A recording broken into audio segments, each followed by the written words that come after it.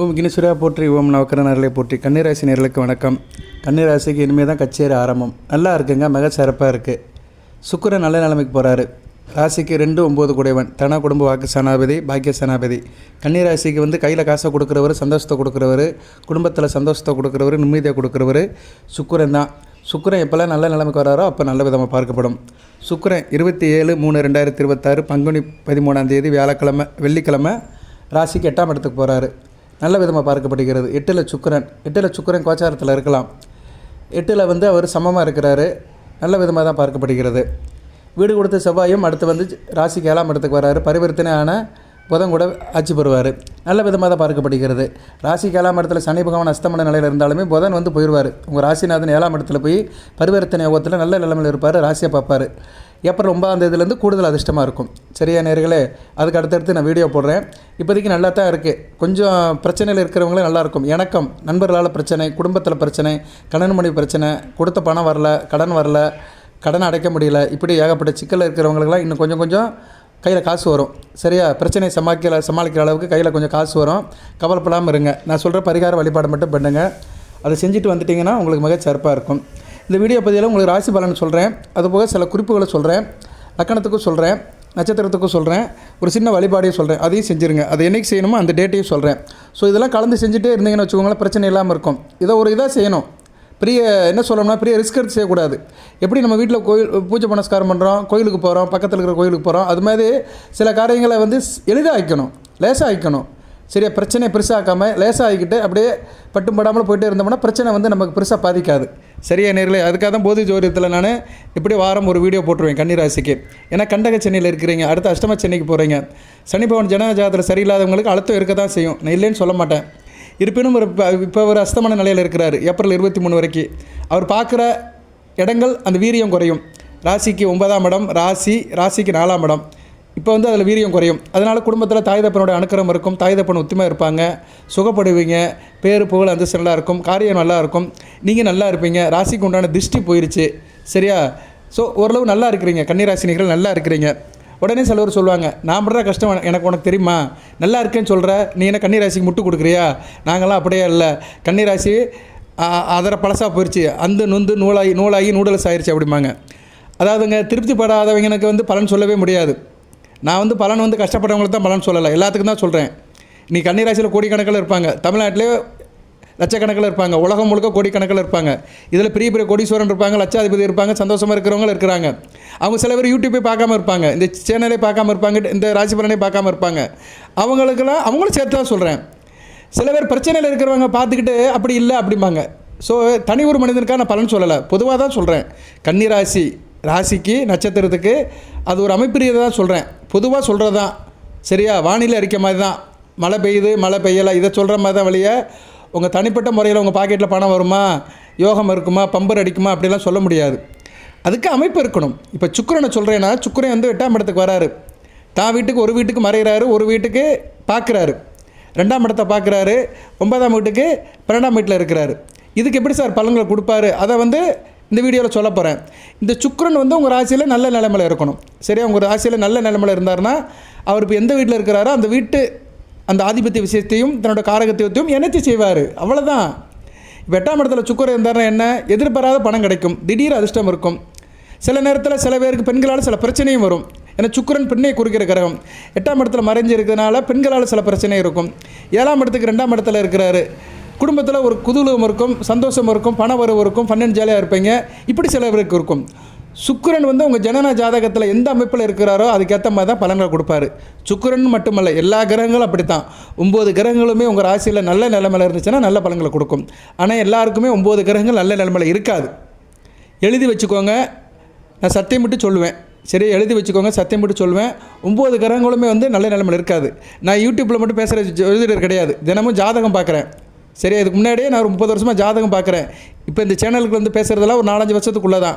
அதுக்கு முன்னாடி ஜாதகம் பார்க்குறது, எழுதுறது, கொடுக்குறது, இந்த காரியம் பண்ணிட்டு தான் இருந்தோம். ஒரு தனி மனிதனுக்கு ஜாதகத்தில் ராசி கட்டத்தில் 4 கிரகம் நல்லா இருந்தாலே அவன் ராஜா. 3 கிரகம் நல்லா இருந்துச்சுன்னா அவன் ஒரு எபோ ஆவரேஜாக இருப்பான். 2 கிரகம் சரியாக இருக்குது அப்படின்னா சரியாக இருக்கும், வாழ்க்கை நல்லா இருக்கும், கைக்கு வாய்க்கும் கரெக்டாக போகும், கடன் இல்லாமல் வாழ்க்கை வாழ்ந்து கழிச்சிட்டு போயிடுவான். ஒரு கிரகம் தான் நல்லா இருக்குது சார் அப்படின்னா ஓடி ஆடி வேலை பார்க்கணும், நுண்டி அடிச்சுட்டு தான் இருக்கணும். ஒன்றும் சரியில்லைன்னா அவ்வளோதான், நேராக தெருவுக்கு வந்துட வேண்டியதான். ஓப்பனாக சொல்கிறேன், ஒளிவு மறைவே இல்லை.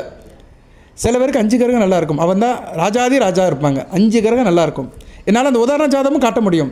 பௌர்ணமி யோகத்தில் பிறந்திருப்பாங்க, லக்கண சுபகிரகங்களும் நல்லா இருக்கும், தங்களுக்குள்ள கேந்திர கோண தொடர்பில் இருக்கும்போது நல்ல பலன்களை கொடுக்கும். ஆதிபத்தி விஷயத்தை அப்படியே புட்டுன்னு வைக்கும், நல்லா இருப்பாங்க. சரியா நேயர்களே? அதனால் வீடியோ கேட்குறது முக்கியம் கிடையாது. ராசி பலன்னா என்ன, எதன் அடிப்படையில் சொல்லப்படுகிறது, அதோடய வாய்ப்பாடு என்ன, அதோடய தத்துவம் என்ன, அதெல்லாம் தெரிஞ்சுக்கணும். சும்மா இவர் நமக்கு சாதகமாக சொல்ல மாட்டேங்கிறாரு, அதனால் நான் அப்படி இருக்கேன் இப்படி இருக்கிறேன், கன்னி ராசியை கவித்து போட்ட மாதிரி இருக்கு, நீ என்னையா சொல்லிகிட்டு இருக்கிற, இப்படிலாம் நினைக்கக்கூடாது. கமெண்ட் பாக்ஸ் போடக்கூடாது. சாதகம் உள்ளவங்களும் நிறைய பேர் இருக்கிறாங்க. கன்னிராசியில் எல்லாருமே கஷ்டப்படுறாங்க இல்லை, நல்லா இருக்கிறவங்க எத்தனையோ பேர் இருக்கிறாங்க. இந்த கண்டகச்சேனையில் நல்லா சந்தோஷமாக இருக்கிறவங்க நிறைய பேர் இருக்கிறாங்க. எங்கிட்ட ஜாதகம் பார்க்க வரவங்களும் இருக்கிறாங்க. அவங்க நல்லா தான் இருப்பாங்க, சில பிரச்சனைக்காக வருவாங்க. சரியா? ஒரு மனிதனுக்கு பணம் தான் பிரச்சனை கிடையாது, ஏகப்பட்ட பிரச்சனை இருக்குது. கோடிக்கணக்கில் பணம் இருக்கும், பிள்ளை இல்லைன்னு பிரச்சனை. லட்சக்கணக்கில் பணம் இருக்கும், மனைவி இல்லைன்னு பிரச்சனை. 40 வயசு ஆகிப்போச்சு, 2 காரு இருக்குது, ஐடியில் வேலை பார்க்குறேன், லட்சக்கணக்கில் சம்பாதிக்கிறேன், இன்னும் ஒரு பொண்ணை பார்த்து கல்யாணம் பண்ண முடியல, ஹோட்டல் சாப்பாடு தான் சாப்பிட்டுட்டு இருக்கிறேன், ஊரை சுற்றிட்டு தான் இருக்கிறேன், அப்படி சொல்கிறவங்க நிறைய பேர் இருக்கிறாங்க. அவங்கள என்ன செய்ய, அவங்கள்ட்ட எல்லாம் இருக்குது, வர நம்ப மாட்டேங்கி.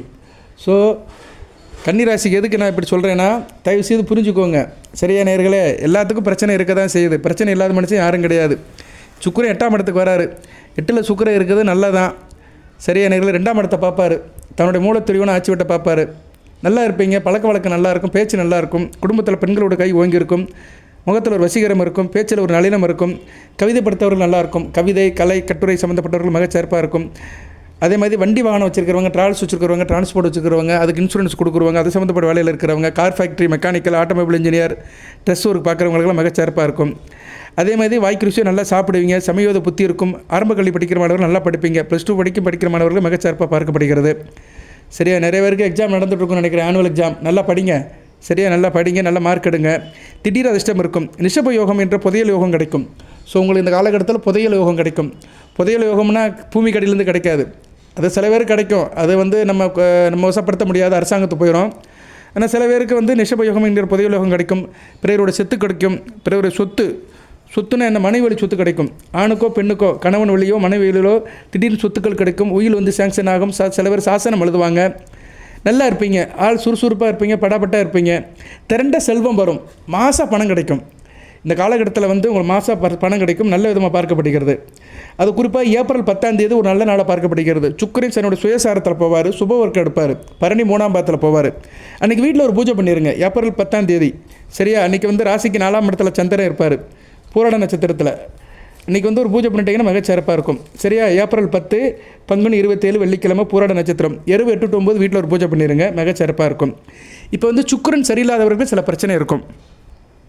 ஜனன ஜாதத்தில் சுக்கிரன் கெட்டு போனவர்கள், சுக்கிரன் ராகுடையோ சூரியன் செவ்வாய் கூடயோ சேர்ந்து கெட்டு போனவர்களுக்கு சில பிரச்சனை இருக்கும். ஆனால் கன்னிராசியில் சுக்கிர திசை நடக்காது. சுக்கிர திசை வர்றதுக்கெல்லாம் வாய்ப்பு இல்லை, ரொம்ப வயசான காலத்தில் தான் வரும். இந்த சித்திரை நட்சத்திரத்தில் பிறந்தவங்களுக்கெல்லாம் வயசான காலத்தில் வரும். உத்திர நட்சத்திரத்தில் பிறந்தவங்களுக்கெல்லாம் வராது, அஸ்தத்துக்கும் வரலாம், வராமல் போகலாம். எதுக்கு சொல்ல வரேன்னா, சுக்கிர திசை வராது, ஆனால் சுக்கிர புத்தி நடக்கும். செவ்வாய் திசையில் சுக்கிர புத்தி, ராகு திசையில் சுக்கிர புத்தி, குரு திசையில் சுக்கிர புத்தி. சில பேருக்கு குரு திசையில் சுக்கிர புத்தி ரொம்ப பாடாப்படுத்திடும். சரியா? குறிப்பாக கன்னிராசியில் துலா லக்கணத்தில் பிறந்தவங்க, ரிஷப லக்கணத்தில் பிறந்தவங்க, மகர கும்ப லக்கணத்தில் பிறந்தவங்களுக்கெல்லாம் குரு திசை சுக்கிர புத்தி நல்லா இருக்காது, பிரச்சனை பண்ணும். குரு நல்ல பலன்களை கொடுக்க மாட்டார். குரு இந்த லக்கணத்தில் பிறந்தவங்களுக்கெல்லாம் மாரக கேந்திராபதியாக வருவார். கன்னிராசி கன்னியா லக்கணம், துலா லக்கணம், ரிஷப லக்கணம், மிதுன லக்கணம், மகர லக்கணம், கும்ப லக்கணம், இவங்களுக்கெல்லாம் மாரக கேந்திராபதியாக வருவார், நல்ல பலன்களை கொடுக்க மாட்டார். சரியா? லக்கணத்துக்கு 2, 3, 7, 8, 12 இருந்தாருன்னா பிரச்சனையை கொடுத்துருவார். குரு திசை நடக்கிறவங்களுக்கு இப்போ குரு திசை நடக்கும். கன்னிராசியில் குரு திசையில் தான் இருப்பீங்க, மத்தியம வயதில் இருக்கிறவங்க குரு திசையில் இருப்பீங்க. அதில் சில பேருக்கு சுக்கிர புத்தி நடக்கும், அவங்களுக்கு நல்லா இருக்காது. உதாரணத்துக்கு நான் சொல்கிறேன், கன்னிராசி துலா லக்கணம், இது ஒரு நல்ல அமைப்பு கிடையாது. லக்கணத்துக்கு 12ஆம் இடத்துல சந்திரன் இருப்பார், லக்கணத்துக்கு 10 கூடையவன் 12ஆம் இடத்துல இருக்கிறனால இவங்க வாழ்நாள் முழுக்க அலைஞ்சு திரிஞ்சு தான் காரியம் பண்ணணும். துலா லக்கணம் கன்னிராசி ஒரு நட்சத்திரத்தில் பிறந்திருக்கிறீங்க, அஸ்தமோ சித்திரையோ உத்தரமோ ஏதோ ஒன்று இருந்துட்டு போட்டோம். இவங்களுக்கு குரு தசை நடக்குன்னு வச்சுக்கோங்களேன். குரு எங்கே இருக்கிறார் சார் அப்படின்னா, குரு 2ஆம் இடத்துல இருக்கிறார், விருச்சிகத்தில், நல்லா இருக்காது. சரியா? ராசிக்கு 3ஆம் இடம், லக்கணத்துக்கு 2ஆம் இடம். குரு திசை நல்லா இருக்காது, மாரகத்துக்கு ஒப்பான கண்டத்தை கொடுப்பார், குடும்பத்தில் பிரச்சனையை கொடுத்துருவார், பண பிரச்சனையை கொடுத்துருவார். அந்த குரு கொஞ்சம் ஓரளவு நல்லா இருந்தாருன்னா நல்ல பலன்கள் கொடுப்பாரு, கெட்டு போயிட்டாருன்னா நல்லா இருக்காது. அந்த குருவை சனி பகவான் பார்க்குறாரு. எங்கேருந்து பார்க்குறாரு? லக்கணத்துக்கு 8ஆம் இடத்துலேருந்து பார்க்குறாரு, ரிஷபத்திலேருந்து பார்க்குறாருன்னு வச்சுக்கோங்களேன். குரு கெட்டு போயிட்டாருன்னு அர்த்தம். சனி பகவானை சுபத்துவமாகிட்டு குரு கெட்டு போயிடுவார். இவங்களுக்கு எப்படி இருக்கும்னா, குரு திசை நல்லா இருக்காது, அதுக்கடுத்து வருகிற சனி திசை நல்லாயிருக்கும். இப்படி தான் பலன்கள் போகும். குரு திசை நல்லா இருக்காது. இவங்க வந்து நினைப்பாங்க, எடா குருங்கிறாங்களே, குரு நம்ம போட்டு புரட்டி எடுக்கிறாரு, வறுத்து எடுக்கிறாரு நினச்சிட்டு இருப்பாங்க. ஆனால் குரு நல்ல பலன்கள் கொடுக்க மாட்டார். அந்த குறிப்பிட்ட லக்கணத்தில் பிறந்தவங்களுக்கு, துலா லக்கணத்தில் பிறந்தவங்களுக்கு. உதாரணத்துக்கு சொல்கிறேன், இப்படி நிறைய லக்கணம் இருக்குது. குரு 2ஆம் இடத்துல இருந்துட்டாருன்னா பண பிரச்சனை கொடுப்பாரு, குடும்பத்தில் கடன் வாங்குற சூழ்நிலை கொடுப்பாரு, குடும்பத்தில் இணக்கம் இருக்காது. சரியா? நல்ல விதமாக பார்க்கப்படாது. சரியா நேயர்களே? அவர் எந்த சாரை எடுக்கிறாரோ அதுக்கேற்ற மாதிரி தான். அனுச நட்சத்திரத்தில் இருந்தார்னா ரொம்ப மோசமாக இருக்கும். சரியா? அவர் வந்து லக்கணத்துக்கு 4-5 கூடையவனாக இருக்கனால குடும்பத்துக்காக பிரச்சனை, பிள்ளைகளுக்காக கடன் வாங்குறது, இது மாதிரி அமைப்பாக கொடுத்துருவார். ஸோ எதுக்கு சொல்ல வரேன்னா, இந்த குரு திசை சுக்கிர பற்றி நடக்கிறவங்களுக்கெல்லாம் நல்லா இருக்காது. அவங்களாம் சில காரியங்கள் பண்ணணும். அதுபோல் ஜனன ஜாதகத்தில் சுக்கிரன் கெட்டு போனவர்களும் இந்த வழிபாடை பண்ணலாம். திருமணம் அமைய மாட்டிக்கு, மனைவி கிட்ட பிரச்சனையாக இருக்குது, கணவன் மனைவி உறவு சரியில்லை. சுக்கிரன் தாங்க ஒரு ஆணுக்கும் பெண்ணுக்கும் வந்து சுக்கிரத்தை கொடுக்குறவர். ஒரு ஆண் பெண் 2 பேரும் சேர்றாங்க, ஒருத்தர் மேலே ஒருத்தர் அன்பாக இருக்கிறாங்க, மகிழ்ச்சியாக இருக்கிறாங்க. இப்போ நீங்கள் கன்னிராசியில் மகிழ்ச்சியாக இருக்கிறீங்க அப்படின்னா சுக்கிரன் நல்லா இருக்கணும். சரியா? உங்களுக்கு வந்து 2-9 கூடியவனாக வந்தாங்க. உங்களுக்கு வந்து கையில் காசு பணத்தை கொடுக்குறவர் சுக்கிரன் தான். பாக்கெட் நிறைய பணத்தை கொடுக்குறவர். பண தட்டுப்பாடு இல்லாமல் இருக்கணும்னா சுக்கிரன் நல்லா இருக்கணும். பேர் புகழ் அந்தஸ்து பெரிய லெவலுக்கு ரீச் ஆகணும், நான் கட்சியில் சேரணும், பெரிய ஆளாகணும், எம்எல்ஏ ஆகணும், மந்திரி ஆகணும் அப்படின்னா சுக்கிரன் தான். வெகுஜன தொடர்பு, என் காலத்துக்கு பின்னாடி என் பேர் நிலச்சி இருக்கணும் அப்படின்னா சுக்கிரன் நல்லா இருக்கணும். சுக்கிர வழிபாடு பண்ணணும். சரியா? அதுக்கு வந்து சில மந்திரங்களும் இருக்குது, அதையே சொல்கிறேன். அதுபோக வந்து ஏப்ரல் 10ஆம் தேதி நீங்கள் அந்த வழிபாடு பண்ணுங்கள். வீட்டில் வந்து மகாலட்சுமி படத்தையும், விநாயகர் படம், ருணமோட்ச கணபதி, மகாலட்சுமி நீங்கள் எந்த படத்தை கும்பிடலாம்? கன்னிராசி வந்து தனலட்சுமி படத்தை கும்பிடலாம். தனலட்சுமின்னு ஒரு அம்மன் இருக்குது. அஷ்டலட்சுமியில் தனலட்சுமி ருணமோட்ச கணபதி மற்ற சாமி படத்தை வச்சுக்கோங்க. நான் இந்த பரிகாரத்தை சொல்லிவிட்டு உங்களுக்கு பலன்களை சொல்கிறேன், இந்த வழிபாடை சொல்லிடுறேன். ஏன்னா நிறைய பேர் கடைசியில் சொன்னோம்னா கேட்க மாட்டாங்க. நம்ம ஆளுகளுக்கெல்லாம் ஒரு நல்ல விஷயத்தை முழுமையாக கேட்கறதுக்கு நேரம் இருக்காது. இது ஒரு முக்கியமான சூட்சும வழிபாடு. இதை பண்ணிட்டீங்கன்னா உங்களுக்கு நல்லா இருப்பீங்க. சரியா? குடும்பத்தில் காசு பணத்தோடு இருப்பீங்க, பேர் புகழ் அந்தஸ்தோடு இருப்பீங்க, தேக ஆரோக்கியம் நல்லாயிருக்கும். ஏன்னா ராசிக்கு இப்போ 8ஆம் இடத்துல இருக்கிறாரு. ஸோ ஆரோக்கியத்தை மேம்படுத்துவார், நல்ல விதமாக பார்க்கப்படுகிறது. ஓகே நேயர்களே, என்ன சார் பண்ணணும் அப்படின்னா, அந்த படத்தில் வச்சு நமஸ்காரம் பண்ணுங்கள், பூக்கள்லாம் போடுங்க, பஞ்சாச்சாரம் வைங்க, அதில் தண்ணி ஊற்றுங்க, துளசி பூக்கள்லாம் போடுங்க, பச்சை கற்பூரம் போடுங்க, மந்திரத்தை சொல்லுங்கள். மகாலட்சுமி மந்திரம்னு ஒன்று இருக்குது. அந்த மந்திரத்தை ஏற்கனவே நான் நிறையா சொல்லியிருக்கிறேன். இருப்பினும் இந்த வீடியோவில் சொல்கிறேன். அந்த மந்திரம் வேணுங்கிற எங்கிட்ட வாங்கிக்கோங்க. அதுபோக சுக்கிர துதின்னு ஒன்று இருக்குது, அதையும் நீங்கள் சொல்லலாம். சரியா? நமஸ்தே செல்வ ரூபிணியை, நமஸ்தே கமலவாசினி, தேகமே தனப்பிராப்தி நித்தியம், சித்தர் பதுமே சதா. இந்த மந்திரத்தை சொல்லிட்டு பூஜை பண்ணுங்கள். மகாலட்சுமி மந்திரத்தை சொல்லுங்கள், சுக்கிர துதியை சொல்லுங்கள். சுக்கிர துதியும் சொல்லலாம் நீங்கள். சரியா? மூர்க்கவான் சூரன் வாணன் முதலியோர் குருவாய் வையம் காக்க, வான்மொழி பொய்விக்கும் கவிமகன் கனகம் ஈவோன் தீர்க்க, வானவர்கள் போற்ற சித்தவர் தம்மை எழுப்பும் பார்க்கவன் சுக்கிரந்தன் பாதவங்கம் போற்று. இது முக்கியமான ஒரு மந்திரம். இந்த மந்திரத்தை கன்னிராசினியர்கள் வெள்ளிக்கிழமை தோறும் சொன்னீங்கன்னா சிறப்பாக இருக்கும். சரியா? உங்களுக்கு என்ன தசாபத்தி நடந்தாலும் சரி, எந்த லக்கணத்தில் இருந்தாலும் சரி, நல்ல பார்க்கப்படுகிறது. பொதுவாக சுக்கிரன் எல்லா லக்கணத்துக்குமே ஒரு நல்ல பலன்களை கொடுப்பாரு. தனுசு மீன லக்கணத்தில் பிறந்தவங்களை தவிர மற்ற 10 லக்கணத்தில் பிறந்தவங்களுக்கு சுக்கிரன் ரொம்ப பலன்களை கொடுப்பாரு. இத்தனைக்கும் அவர் வந்து மீன லக்கணத்தில் உச்சமடைவார். சரியா? மீன ராசியில் உச்சமடைவார். இருப்பினும் தனுசு மீன லக்கணத்துக்கு அந்தளவு பலன்களை கொடுக்க மாட்டார். ஏன்னா குரு லக்கணத்துக்கு அந்தளவு பலன்களை கொடுக்க மாட்டார். மற்ற 10 லக்கணத்துக்குமே நல்ல பலன்களை கொடுப்பார். குறிப்பினும் சுக்கிரன் வந்து கன்னி, மிதுனம், ரிஷபம், துலாம், மகர, கும்பத்துக்கு ராஜயோகாதிபதியை வந்து நல்ல பலன்களை கொடுப்பார். சரியா? அந்த லக்கணத்தில் பிறந்தவங்களாம் இந்த மந்திரத்தை சொல்லலாம், இந்த வழிபாடு அதிகப்படுத்திக்கலாம். மகாலட்சுமி மந்திரத்தையும் சொல்லலாம், சுக்கிர மந்திரத்தையும் சொல்லலாம். இந்த மந்திரம் வேணுங்க வாட்ஸ்அப்பில் கேளுங்க. சரியா? 8807457629 இந்த நம்பர் கேட்டிங்கன்னா கண்டிப்பாக உங்களுக்கு நான் அனுப்பிவிடுவேன். அதை நீங்கள் மனப்பாடம் பண்ணி பாராயணம் பண்ணிங்கன்னா மிகச்சிறப்பாக இருக்கும். நான் ஒரு ஜோதிடர் என்ற முறையில் பலன்கள் சொல்கிறதெல்லாம் ஒரு பக்கம் இருந்தாலுமே நீங்கள் நல்வழிப்படணும்னா சில நல்ல காரியங்களை பண்ணணும். அதை தான் நான் சொல்லிகிட்டு இருக்கிறேன். சரியா? எல்லோரும் பலன்கள் சொல்லுவாங்க, கோடி வரும், லட்சம் வரும், கார் வரும், BMW கார் வரும், அப்படியே மாறிடும், இந்த நாள் இது நடந்தே தீரும், கற்பூரம் ஏற்றி சத்தியம் பண்ணுறேன் எல்லாம் சொல்லலாம். ஆனால் வேத ஜோதிடத்தை யாருமே சொல்ல மாட்டாங்க. கிரகங்கள் என்றைக்கு பயிற்சி ஆகுது, எந்த நிலைமையில் இருக்குது, அதோடைய உடன்பாடு என்ன, சேர்க்கை என்ன, பாதசாரம் என்ன, அதனுடைய அமைப்பு எப்படி இருக்குது, இதெல்லாம் சொல்லணும். இப்போ ஏப்ரல் 10ஆம் தேதி ஏன் கரெக்டாக சொல்கிறேன்னா, ஏப்ரல் 10ஆம் தேதி சுக்கிரை வந்து பரணி 3ஆம் பாதத்தில் போகிறாரு, சுபவருக்கு எடுக்கிறாரு. அன்றைக்கி சந்திரன் உங்கள் ராசிக்கு 4ஆம் இடத்துல திக்பலம் பெறாரு, குரு பார்வையில் வருவார், பூராட நட்சத்திரத்தில் நிற்பார், சுக்கிர நட்சத்திரத்தில் இருப்பார். ஸோ அன்றைக்கி வந்து உங்களுக்கு குருச்சந்திர யோகம், அதுபோக சுக்கிரனுக்கு வந்து சந்திர கோணத்தில் இருப்பார், குருவுக்கு கேந்திரமாக இருப்பார், நல்ல விதமாக பார்க்கப்படுகிறது. சரியா நேரில் அன்றைக்கி வந்து கன்னி ராசிக்கு ஒரு முக்கியமான நாள். சரியா? 4ஆம் இடத்துல சந்திரன் வந்து நல்ல பலன்களை கொடுப்பார். 10ஆம் இடத்தை பார்ப்பார், தொழில் நல்லாயிருக்கும். அந்த பூஜை பண்ணிட்டீங்கன்னா தொழில், வியாபாரம் எல்லாமே சிறப்பாக இருக்கும் நேர்களே. அதுக்காக தான் அந்த 4 நட்சத்திரத்தை சொல்கிறேன். இதை நீங்கள் செக் பண்ணிக்கலாம். இது நீங்கள் காலண்டரில் பார்த்து செக் பண்ணிக்கலாம். சரியா? இல்லைன்னு நான் டேட்டு சொல்ல முடியாதுல்ல, கரெக்டாக சொல்கிறேன்ல உங்களுக்கு நான். சரியா? நீங்கள் இதெல்லாம் செக் பண்ணிக்கலாம். நம்மலாம் இல்லாததெல்லாம் சொல்ல மாட்டோம், பஞ்சாங்கத்தில் உள்ளது தான் சொல்லுவேன் நான். அதுபோக தினமும் ஒரு வீடியோ போடுறேன் 4 மணிக்கு. இன்று கோடீஸ்வரன் யார், யாருக்கு லக்கி டேஸ் லக்கி நம்பர் நல்லா இருக்குன்னு சொல்கிறேன். அது ஒரு 27 நட்சத்திரத்தில் ஒரு 12 நட்சத்திரத்துக்கு நல்லாயிருக்கும் தினமும். அதை சொல்லுவேன் நான். எல்லாருக்கும் கோடிகள் கிடைக்கும்னா கிடைக்காது. ஆனால் கோடிகள் கிடைக்கிறவங்க யாரும் சொல்ல மாட்டாங்க. இந்த நாட்டில் ஏழையும் இருக்கான், பணக்காரன் இருக்கான், பெரிய பெரிய மல்டி மில்லியனரும் இருக்கிறாங்க, பெரிய பெரிய கோடீஸ்வரனும் இருக்கிறாங்க, 100 கோடி 500 கோடியில் பிறந்தவங்களும் இருக்கிறாங்க, 5-10 கடன் வாங்குறவங்க இருக்காங்க. எல்லாத்துக்கும் தான் பலன் சொல்ல முடியும். சரியா? நிறைய பேர் என்ன நினைக்கிறாங்கன்னா, கஷ்டப்படுறவனுக்கு தான் பலன் சொல்லணும், கஷ்டப்படுறவன் தான் கேட்குறான். அப்படி இல்லைங்க, எல்லோரும் தாங்க கேட்குறாங்க. இந்த வீடியோ வந்து பெரிய ஆள் கூட கேட்கலாம், சூப்பர் ஸ்டார் கூட கேட்கலாம், அவர் கேட்டுட்டு போயிடுவார்.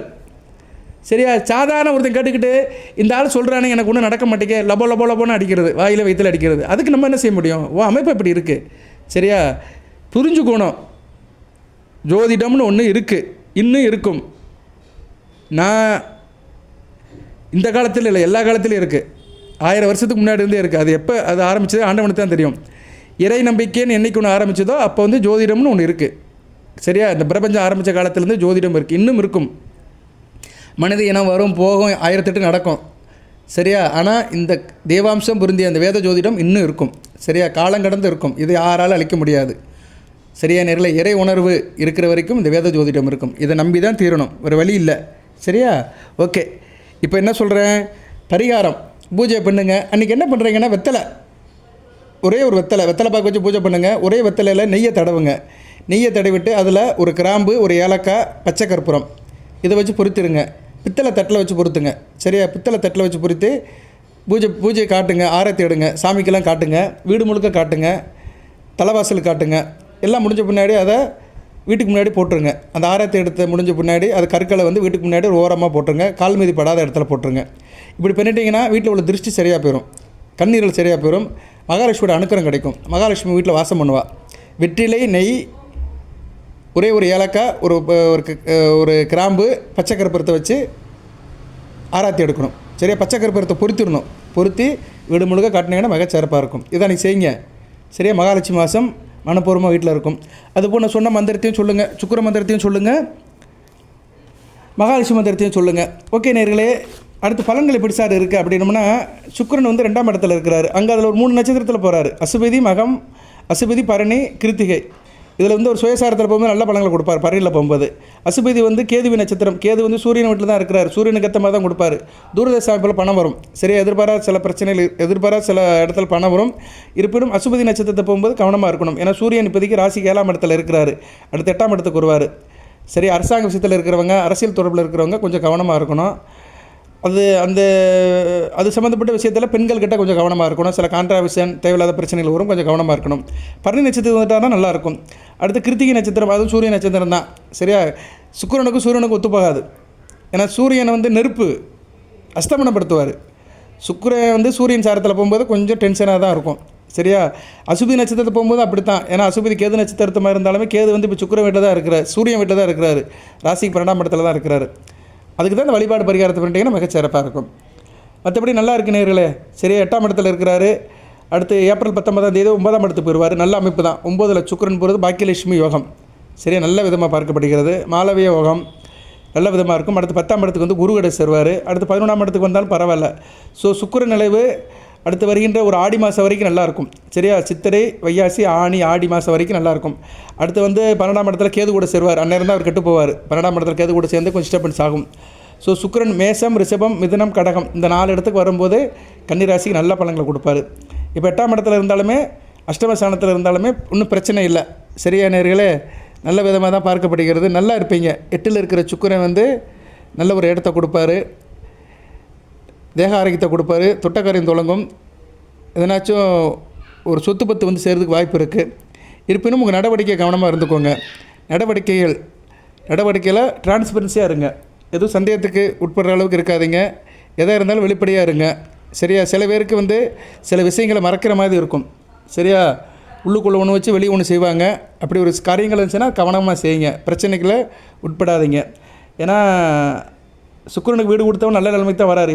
7ஆம் இடத்துக்கு வந்தாலுமே சனி கூட சேர்ந்து குடும்ப வாழ்க்கையில் கணவன் மணி உறவில் சில பிரச்சனைகளை கொடுப்பாரு. சரியா? சில மறைமுக தாக்குதலை கொடுப்பாரு. இருப்பினும் கவனமாக இருக்கணும். சரியா? ஜனன ஜாதகத்தில் செவ்வாய் கெட்டு போனவர்களுக்கு அதோட தாக்கம் அதிகமாக இருக்கும். மற்றபடி பொருளாதார பிரச்சனை இருக்காது. கையில் காசு பணம் இருக்கும், தைரியமாக இருப்பீங்க, எதையும் துணிவே துணைன்னு நல்லபடியாக போவீங்க. சரியா நேயர்களே, நல்ல விதமாக தான் பார்க்கப்படுகிறது. ஓகே, ஸோ கன்னிராசிக்கு வந்து இனிமேல் தான் கச்சேரி ஆரம்பம், நல்ல பலன்கள் கிடைக்கும். சரியா, அடுத்து வருகின்ற மாளவிய யோகம் நல்ல ஒரு மாபெரும் வெற்றியை கொடுக்கும், மாபெரும் மாற்றத்தை கொடுக்குற மாளவிய யோகம். மாளவிய யோகம் தான், மாளவிகா யோகம் கிடையாது. நான் மாளவிய யோகம்னு போட்டேன். ஒருத்தர் கேட்குறாரு, மாளவிகா நடிகை ரிட்டையர் ஆகிட்டால சார், அவர் ஃபீல்டை விட்டே போயிட்டாள் அப்படிங்கிறான்.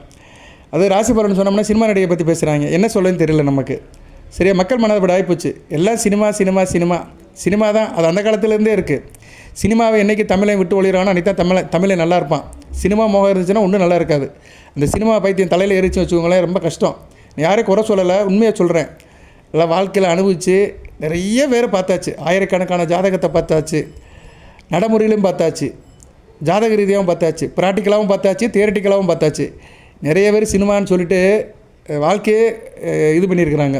ஸோ சினிமா வச்சுக்கோங்க, தேட்டரோடு விட்டுட்டு வந்துடுங்க, அது பெருசாக கொண்டாடாதீங்க. சரியா, கேரளாவில் யாரும் சினிமாக்காரனை தூக்கி தலையில் வச்சு ஆடுறானா? இல்லையே. கேரளாக்காரன் பாருங்கள், படிப்பில் முதலாக இருப்பான். அந்த இயற்கை அப்படியே பாதுகாக்கிறாங்க. அதனால தான் கேரளாவை என்ன சொல்கிறாங்க, தெய்வம் வாழும் பூமி அப்படிங்கிறாங்க. தெய்வம் வாழும் பூமினா கேரளா தான். இந்தியாவிலே தெய்வம் வந்து அங்கே தான் குடியிருக்கு, அங்கே தான் பசுமை இருக்குது, செடி கொடி மரம்லாம் அங்கே தான் இருக்குது. தமிழ்நாட்டில் எல்லாத்தையுமே இது பண்ணிடுறானே, ரியல் எஸ்டேட் போட்டுறானே, எல்லாத்தையும் அழிச்சிடுறாங்களே. தமிழ்நாட்டில் எங்கே பச்சை இருக்குது? எல்லாம் விவசாய பூமியெல்லாம் கான்கிரீட் பூமியாக போச்சு. எல்லாம் கான்ட்ராக்ட் தான், கமிஷன் தான். அங்கே இருந்த ஆர்எம்சி பிளான்ட்டை போடுறது, கான்ட்ராக்ட் போடுறது, கமிஷன் அடிக்கிறது, அவன் இடத்த தூக்கி வந்து இடத்த போடுறது, இப்படியே போயிட்டுருக்குது. இது என்றைக்கு முடிய போதோ கடவுளுக்கு தான் தெரியும். சரியா, தமிழ்நாடோட இயற்கை வளங்கள்லாம் வேறு மாதிரி போயிட்டுருக்குது. சரியா, இதுக்குள்ளே பேசுகிறோம்னா நமக்கு வேண்டாம், ஊர் வம்பு நமக்கு தேவையில்லை. இருந்தாலும் நான் ஜோதிடர், ஒரு ஆன்மீகவாதி என்ற முறையில் சொல்கிறேன். ஏன்னா மக்கள் நல்லபடியாக இருக்கணும். இயற்கை நல்லா இருந்தால் தான் எல்லாமே நல்லாயிருக்கும். இயற்கையோடு தான் மனிதன் வாழணும். இங்கே இயற்கையை வந்து அழிஞ்சிக்கிட்டே இருக்குது, வேறு வழி இல்லை. சரி போகட்டும், இதுக்கு ஒரு முற்றுப்புள்ளி வரும். கண்டிப்பாக தெய்வம் எல்லாத்துக்கும் ஒரு அமைப்பு வைப்பார், ஒரு செக்கு வைப்பார். இந்த இன்றைக்கி கேஸுக்கு எல்லோரும் புரிஞ்சுக்கிறாங்கல்ல, கேஸுனாங்க, இன்றைக்கி கேஸுக்கு ஒரு செக்கு வச்சுட்டாரு. அங்கே அவன் சண்டை போட ஆரம்பிச்சிட்டான். சரியா, சண்டை போட ஆரம்பிச்சனால இங்கே பிரச்சனை ஆகிப்போச்சு. இப்போ தான் நமக்கு தெரியுது, ஆகா நம்மக்கிட்ட இது ஒன்று இல்லையே, இனிமேல் என்ன செய்யலான்னு எல்லாம் யோசிக்கிறாங்க. எல்லாமே தாமத புத்தி தான். சரியா, வருமுன் காக்கிறதுக்கு யாருக்குமே ஒரு அமைப்பு இல்லை, யாரையும் குறை சொல்ல முடியாது. சரியா, நான் ஒரு ஜோதிடர் என்ற முறையில் சீர்தூக்கி பார்க்க முடியும், சொல்ல முடியும். சரியா, யாரோ ஒருத்தர் பூனைக்கு மணி கட்டணும். ரைட் நேர்களே, எதுக்கு சொல்ல வந்தேன்னா, சினிமா முகத்தை தவிர்த்துருங்க, இயல்பாக இருங்க, இயற்கையாக இருங்க, அறிவுபூர்வமாக இருங்க, நல்ல விதமாக பார்க்கப்படுகிறது. ஜனன ஜாதகம், கிரகம், லக்கணம், ராசி, நட்சத்திரம் ஒரு பக்கம் இருந்தாலுமே நடைமுறை வாழ்க்கையில் சில கடமைகளை செய்யுங்க, நல்ல விதமாக இருக்கும். ஏன்னா ராசிக்கு 7ஆம் இடத்துல சனி பகவான் இருக்கிறாரு, சூரியன் இருக்கிறாரு, நல்லா இருக்காது. தாப்பனுக்கு பிள்ளைக்கு ஆகாது, சண்டை போட்டுட்ருப்பாங்க வீட்டுக்குள்ளே, அப்பனை மோனும் மல்லு கட்டிகிட்டு இருப்பானுங்க. அந்த அமைப்பு இருக்குது. அடுத்து செவ்வாயும் சேர்ந்துருவார்.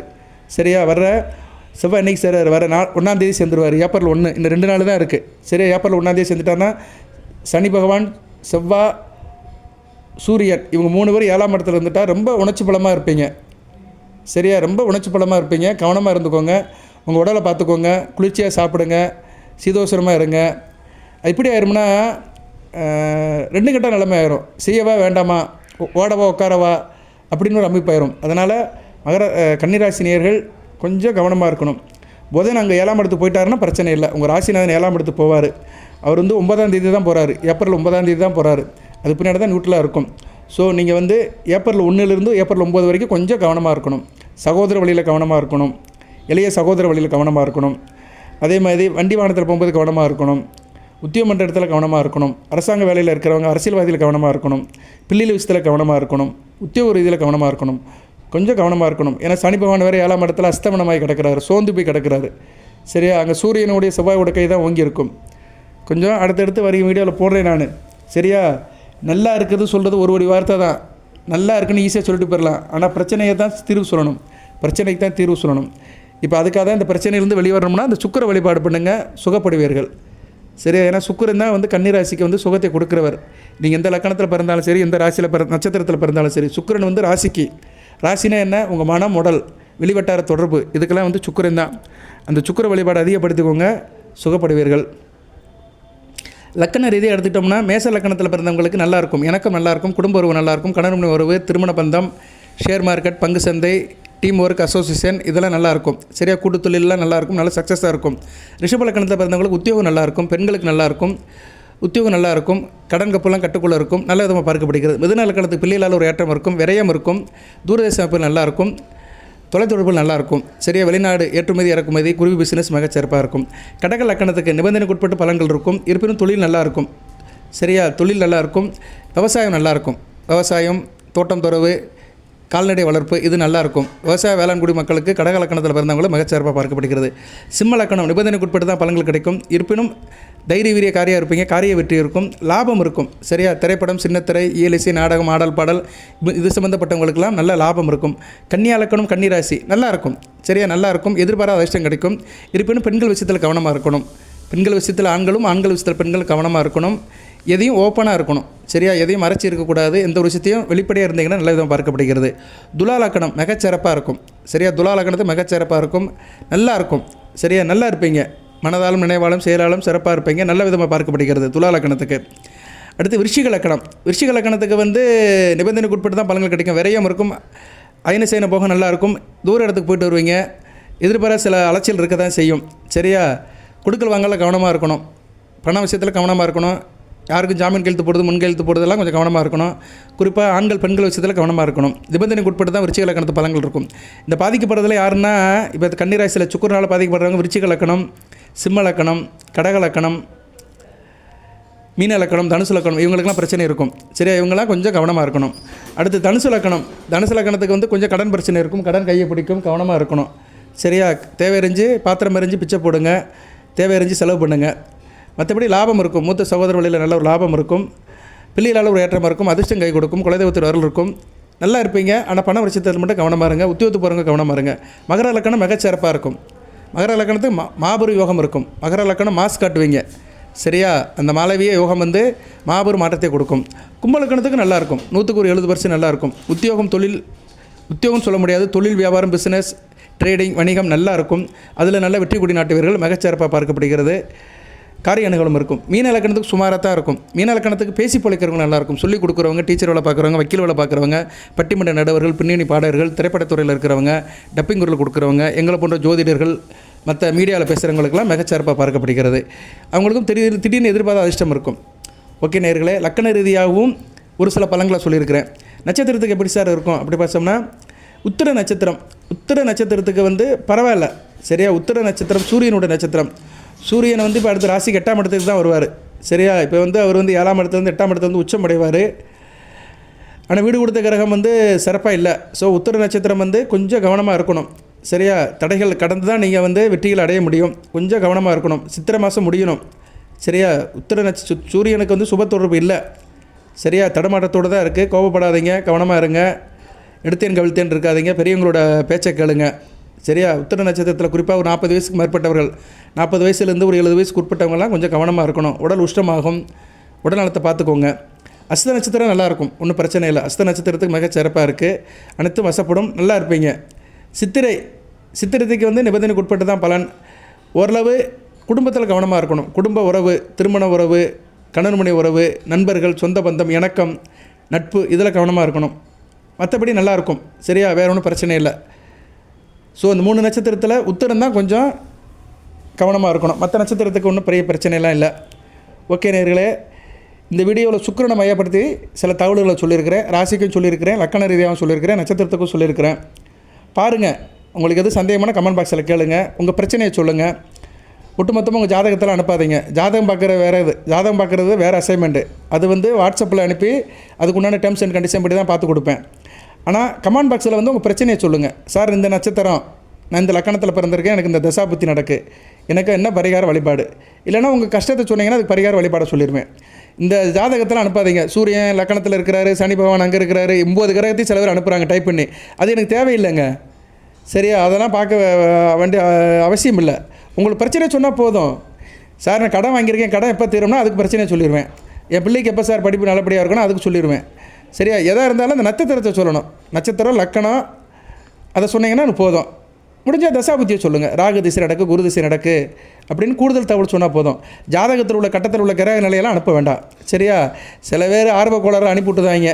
நானும் ஒரு ஜோசியர் தான், எனக்கும் தெரியும்னு சில பேர் அறகுறை என்னென்னமோ அனுப்புகிறாங்க. எனக்கு அது நினச்சா சில நேரம் சிரிப்பாகவும் இருக்கும். சரியா, அப்படி அனுப்புகிறவங்க உங்கள் ஜாதகத்தை நீங்களே செக் பண்ணிக்கலாம். இன்னும் கொஞ்சம் கூடுதலாக முயற்சி பண்ணிங்கன்னா உங்கள் ஜாதகத்தை நீங்களே செக் பண்ணிக்கலாம். சரியா, இதுதான் தெரிஞ்சு போச்சு. அப்புறம் இதுக்கு மேலே என்னத்தை போட்டுட்டு நம்ம அதை பரட்டை எடுக்க எவ்வளோ படிச்சிருக்கோமோ அதுக்கேற்ற மாதிரி தான் மார்க் எடுக்க போகிறோம். படித்ததுக்கு ஏற்ற மாதிரி தான் பரீட்சை எழுத போகிறோம். பரீட்சை எழுதுனதுக்கு ஏற்ற மாதிரி தான் மார்க் வரப்போகுது. இது எதுக்கு போயிட்டு உள்ள மனசை போட்டு உளறிட்டு இருப்பானே. சரியா? ஓகே நேயர்களே, வாழ்த்துக்கள். எல்லாம் உள்ள இறைவன் கன்னிராசி நேயர்களுக்கு சில சௌபாகியத்தையும் சில ஐஸ்வர்யத்தையும் சில நன்மைகளையும் கொடுப்பார்.